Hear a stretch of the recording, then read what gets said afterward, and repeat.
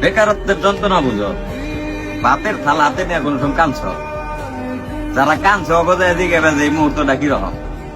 একটা ছেলের কাছে তার দুনিয়া হইলাম তার বাপ মা, সেই বাপ মা যখন তার সাথে খারাপ ব্যবহার করে যে সারাদিন কি করলি, একটা টাকা আনস না, আর কতদিন এমনি পয়সা পয়সা খাবি, এই কথাটি শুই না যে ছেলে ভাতের থালা হাতে দিয়ে কান্না করছে, ওরে যায় দিকে বেজে এই মুহূর্তটা কিরকম বা কষ্টটা কিরকম। এই প্রেম ভালোবাসার কষ্ট সবকিছু ফেল এই কষ্টের কাছে। কারণ হলে যখন তোমার মা 10 মাস 10 দিন তোমার যখন পেটে ধরছে, এই মা তোমার পাইলা পয়সা বড় করছে, এই মা যখন তোমার কইব যে কি কামাই করলি বা আমাগুলো কি করা পারছ, কি দিয়া পারলি, তখন তুমি বুঝছো যে ভিতরে কিরকম লাগে। ভিতরে থেকে আমি মনে করি তখন প্রত্যেকটা ছেলের এই মুহূর্তটা যখন ফিল করে, ওই ছেলের আর মনে করো বাঁচার কোনো প্রচেষ্টাই থাকে না। মানে ওর মন চায় না যে আমি আর বাঁচা হয়েছি, তখন মন চায় যে মরে যাই। এটাই ভাই নিয়ম, বাস্তবতা মানতে হইব সবসময়। এই কষ্টটা